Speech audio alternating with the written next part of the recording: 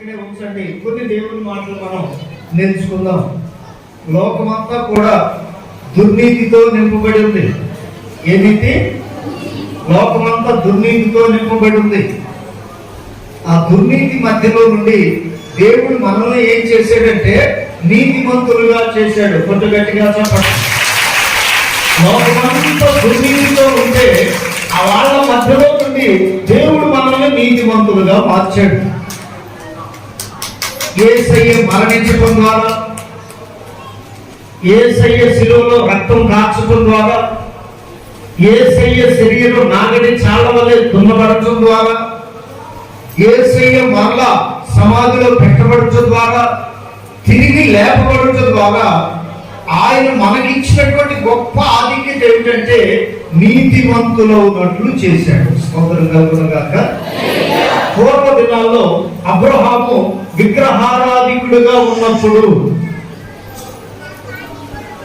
దేవుడే ఎవరో తెలియక ఎవరినంటే వాళ్ళని ఆరాధిస్తున్న ఆ ప్రారంభ కాలంలోనే నీతి అనే దానికి దేవుడు అబ్రహాములోనే పునాది వేశాడు. స్తోత్రం కలుగును గాక. ఆయన గురించి చెప్పబడిన మాట ఏమిటంటే అబ్రహాము దేవుణ్ణి నమ్మిన తరువాత అతడు నీతి అనేది ఏంటో తెలుసుకున్నాడంట. స్తోత్రం చెప్పండి గట్టిగా. మరి అంతకు మునుపు ఆయన ఆరాధించింది, చేసిన సేవ, పడిన ప్రయాస, కలుగు చేసినటువంటి పరిస్థితులన్నింటిలో కూడా నీతంటే ఏమిటో ఆయనకు తెలియకుండానే దుర్నీతి లోకంలో ఉండి అతడు తన యొక్క జీవితాన్ని గడుపుతూ ఉంటే ఒకనొక రోజున అబ్రహాములో ఉన్న మంచిని దేవుడు చూశాడట. ఆమేన్ చెప్పండి. ఆమేన్. 99 లక్షణాలు నీలో చెడ్డవిగా ఉన్నా అబ్రహామును దేవుడు చూసినట్లుగా అతడు విగ్రహారాధికుడైనా, దేవుడు అంటే ఎవరో తెలియక ఎవరు పడితే వాళ్ళని దేవుడిగా ఎంచుకొని బ్రతికినా,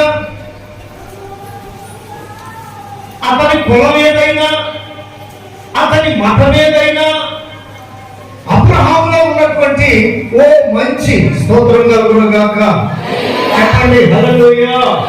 దేవునిని అబ్రహాము వైపు మనసు పెట్టేటట్లుగా చేసింది. ఆ తర్వాత అబ్రహామును దేవుడు పేరు పెట్టి పిలిచాడు. మొదట ఆయన పేరు అబ్రాము. అబ్రహాము కాదు, అబ్రాము. అబ్రాముగా ఉన్నప్పుడు అతడు నాస్తికుడు, దరిద్రుడు, దేవుడు ఎవరో తెలియని వాడు, కనపడిన ప్రతి దానిని ఆరాధించేటటువంటి వాడు. అయితే దేవుడు పెట్టారా అబ్రాము పేరుని దేవుడు ఏం చేశాడంటే అబ్రహాముగా మార్చాడు. ఒకటి గట్టిగా తప్పదు. ఇట్లా ఉన్నదే మనము కూడా దేవుడిని ఎరగక మునుపు ఓ పేరుతో పిలువబడ్డాం. ఇప్పుడు దేవుడిని ఎరిగిన తర్వాత, నీతిమంతులుగా మార్చబడిన తరువాత మన పేరు దేవుని చేత మార్చబడింది. ఆమేన్ చెప్పండి గట్టిగా. ఆమేన్. అందుకే మీకు పుట్టిన పిల్లల పేర్లైనా మీ అంతట మీరే, లేకపోతే మీకంటే ముందు పోయినటువంటి వారి పేర్లు పొరపాటు కూడా పెట్టకూడదు. ఆమేన్ చెప్పండి. ఇక ఆ లెక్కకు వస్తే చిన్న మాట మీకు జ్ఞాపకం చేస్తాను. అదేంటంటే అబ్రహాము పేరు, ఇది చూడాలి మీరు నన్ను, అబ్రహాము పేరు అబ్రహాము కుమారునికి పెట్టాలా వద్దా? మన మన మన ఫిలాసఫీ చెప్దాం. అబ్రహాము పేరు అబ్రహాము కొడుకు పెట్టాలా వద్దా? మన ఫిలాసఫీ ప్రకారం అయితే ఖచ్చితంగా పెట్టాలి. వాళ్ళ జేజీ పేరు, వాళ్ళ నాయన పేరు, వాళ్ళ తాత పేరు అని ఇట్లా పెట్టాలి. దేవుడు ఏం చేశాడంటే ఎవరి పేరు వాళ్ళకే పెట్టాడు. స్తోత్రం కలుగును గాక. అబ్రహాము పేరు అబ్రహాముకు పెట్టాడు.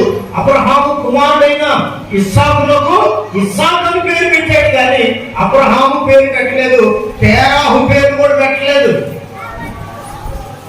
అందుకని తరువాత తరం వాడైన ఇస్సాకు కుమారునికి ఏశావు, యాకోబు అని పేరు పెట్టబడ్డేది, కానీ వాళ్ళ తాత పేరు అబ్రహాం పేరు పెట్టలేదు, వాళ్ళ ముత్తాత పేరు తేరాహు అని పెట్టలేదు. అందుకని పేరును బట్టి కూడా దేవుడు మనల్ని ఎరిగేవాడై ఉన్నాడు. కొట్టుగట్టిగా చెప్పండి. పేరును బట్టి కూడా దేవుడు మనల్ని ఆశీర్వదించేవాడై ఉన్నాడు. పేరును బట్టి కూడా జనములకు మనల్ని ఆశీర్వాదకరంగా మార్చేవాడై ఉన్నాడు.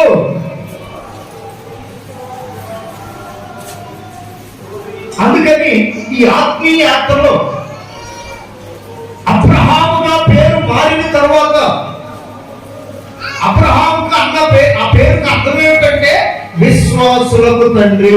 ఆమేన్ చెప్పండి. ఆమేన్. అబ్రహాం అంటేనేమో నాస్తికుడు, అన్యుడు. అబ్రహాముగా పేరు మారిన తర్వాత విశ్వాసులకు తండ్రిగా మార్చాడు. అట్లా ఉన్ననే మన యొక్క జీవితంలో కూడా ఒకప్పుడు మనం నీతి లేని కార్యాలు జరిగిస్తూ, దైవ సంబంధమైన భయం లేకుండా, దేవునికి వ్యతిరేకులుగా శరీరం మీద చాలా పిచ్చి ప్రేమ పెంచుకొని, అలంకార విషయంలో అద్భుతం మనకంటే ఇంకొకటి లేదని ఆలోచించుకున్న ఆ స్థితిలో నుండి స్తోత్రం కలుగును గాక మన పేరు మార్చి, బ్రతుకు మార్చి, మన స్థితి మార్చి, మనకు ఒక పేరు పెట్టి ఇప్పుడు మనల్ని ఏమన్నాడంటే ఆయన నీతిమంతులు అన్నాడు. స్తోత్రం కలుగును గాక. విశ్వాసులు అన్నాడు. గట్టిగా చెప్పండి. ఈ విషయాల్లో కొన్ని మీకు తెలియపరచాలని దేవుని ఆత్మ చేత ప్రేరేపించబడుతున్నాను. ఏమిటి ఆ విషయాలంటే, రాత్రి ఒక మాట చెప్పాను, వచ్చిన వాళ్ళకు తెలిసిన మాట. దానిలో ఉన్న కొన్ని ఆత్మ సంబంధమైన సంగతులు మీతో పంచుకోవడానికి పరిశుద్ధాత్మ దేవుడు నన్ను ఇక్కడ నిలబెట్టాడు. స్తోత్రం కలుగును గాక. చెప్పండి గట్టిగా హల్లెలూయా. ఏమిటి ఆ విషయం ఒకసారి తీయండి. ఏప్రిల్ రాసిన పత్రిక 1వ అధ్యాయం 9వ వాక్యాన్ని ఒకసారి చదువుదాం. నేను జాగ్రత్తగా ఆ మాటను నోట్ చేయమని దేవుని పేరట తెలియపరుస్తున్నాను. నీవు నీతిని ప్రేమించితివి, దుర్నీతిని ద్వేషించితివి. నీవు అందుచేత దేవుడు నీ దేవుడు, రాత్రి కూడా ఆ పిల్లదే చదవాలి, ఇప్పుడు అదే చదవాలి.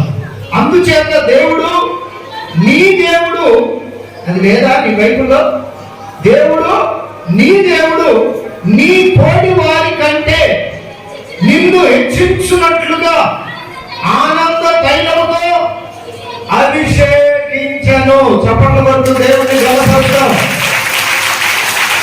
నీ తోటి వారి కంటే, నీ ఇంట్లో నలుగురు అన్నదమ్ముల కంటే నిన్ను హెచ్చించిన వాడు నీ దేవుడు. దుర్నీతిని ప్రేమించకుండా ద్వేషించేటట్లు చేసిన వాడు నీ దేవుడు.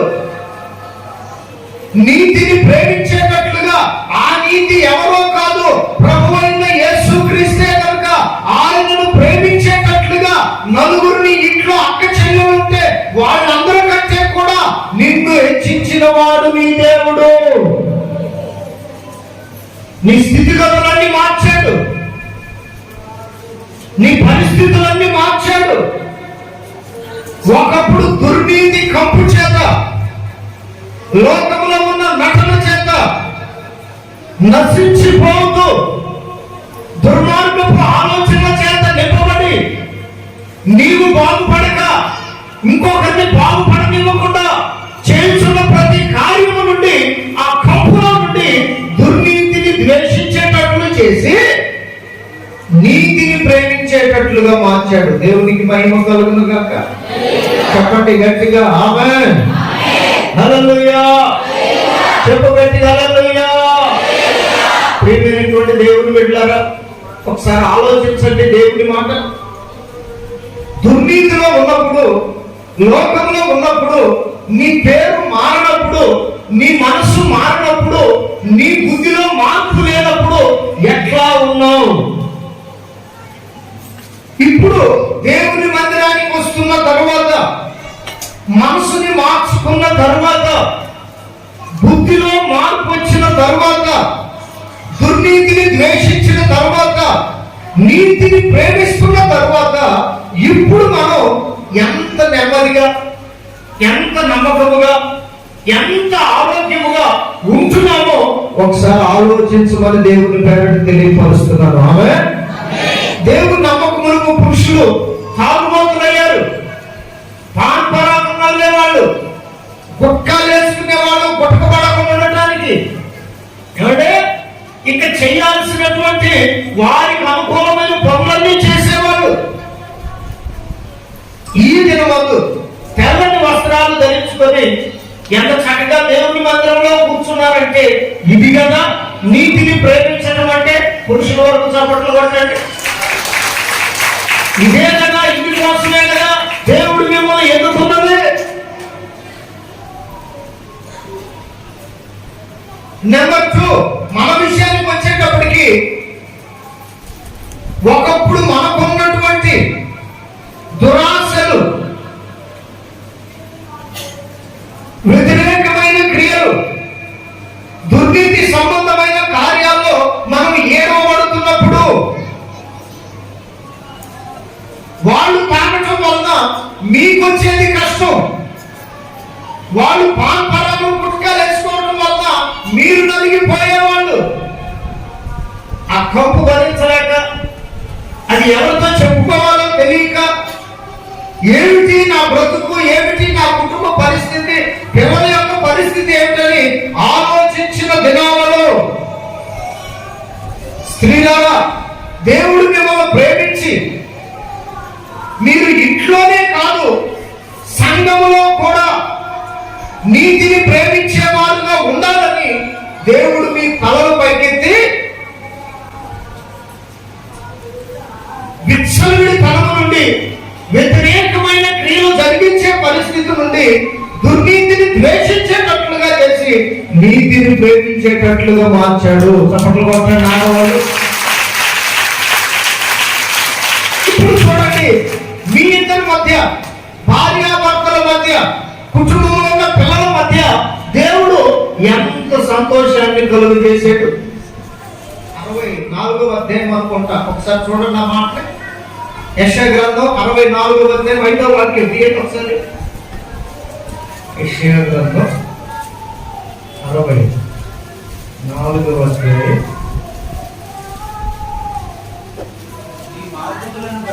5వ వాక్యంలో ఒక మాట రాయబడి చూడండి. నీ మార్గములను బట్టి నిన్ను జ్ఞాపకము చేసుకొనుచు సంతోషముగా నీతిని అనుసరించి వారిని, చప్పట్లు కొట్టండి గట్టిగా, కొంతమంది కొట్టట్లా, వినపడిందో వినపడలేదు, అర్థమైందో అర్థం అవ్వలేదు, తెలియట్లేదు, కొట్టండి గట్టిగా.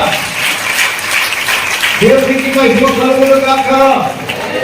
ప్రవక్త యెషయా గారు అంటున్న మాట, ఆ దినాల్లో ఉన్న జనులను బట్టి దేవుడు పలుకుతున్న మాట ఏమనగా 5వ వాక్యంలో అంటాడు కదా, నీ మార్గములను బట్టి నిన్ను జ్ఞాపకము చేసుకొనుచు.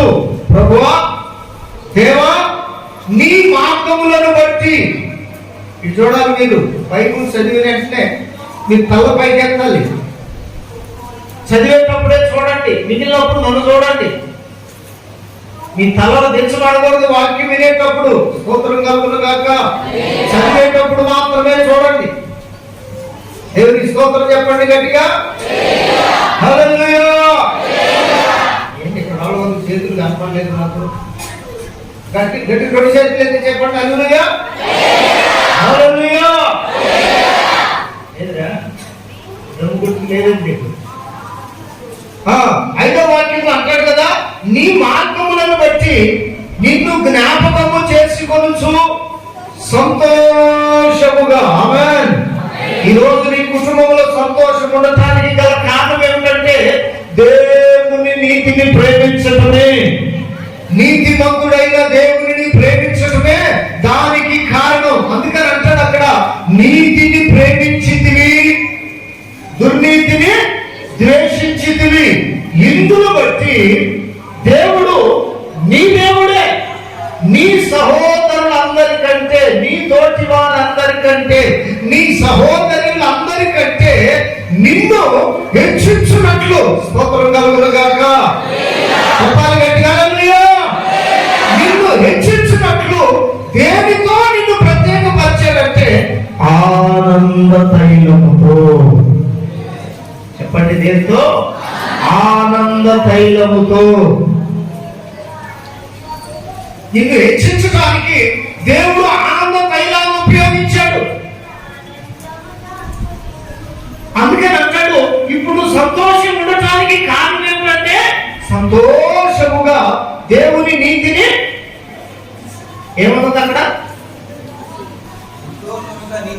నీతిని అనుసరించు వారిని నీవు దర్శించుచున్నావు. స్తోత్రం కలుగును గాక. నీవు కష్టంలో ఉన్నావంటే నీ దగ్గరకు వస్తున్నాడు.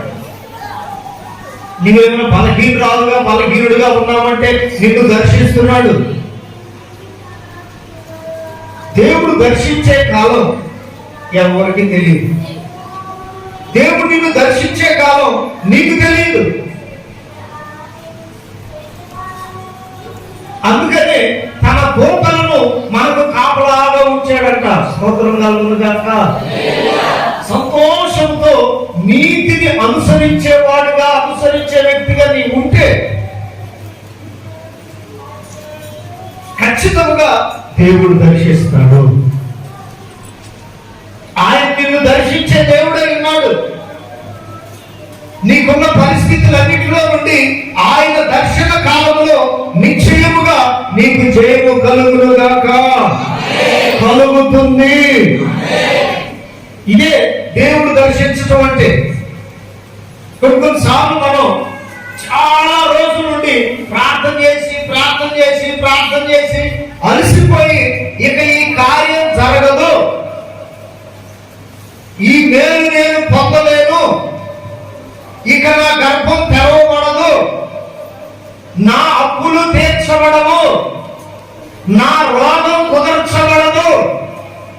ప్రార్థన చేసి ఒకసారి చేసాం, 2 సార్లు చేసాం, ఎన్నిసార్లు చేసినా ఇక కుదర్చబడదు, ఇది జరగదు, ఇది అవ్వదు అనుకున్న సమయంలో దేవుడు ఏం చేస్తాడంటే దేవుని మందిరంలోకి వచ్చి ప్రార్థన చేసిన హన్నాను దర్శించినట్లుగా దేవుడు నిన్ను దర్శించునుగాక. దేవుని దర్శన కాలమును నీవు గ్రహించునుగాక. దేవుడు దర్శించినప్పుడు జరగదు అన్న కార్యం యేసు నామములో దేవుడు నీ పక్షమున జరిగించునుగాక. దేవుడు నామాన్ని మహిమపరచును.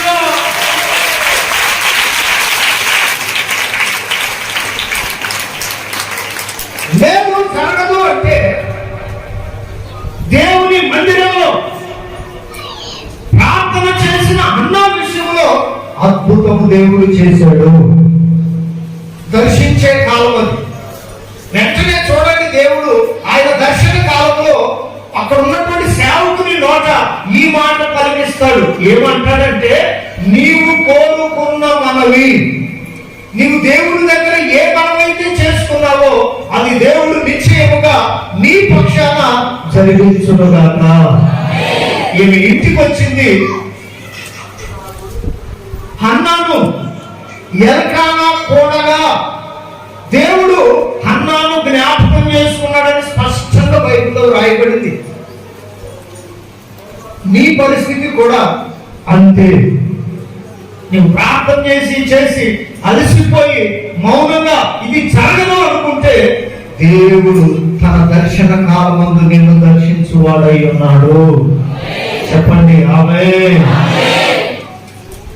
ప్రియమైన వాళ్ళరా, అన్న అనే ఒక ప్రవక్తని ఉంది బైబిల్లో, కొత్త నిబంధనలో.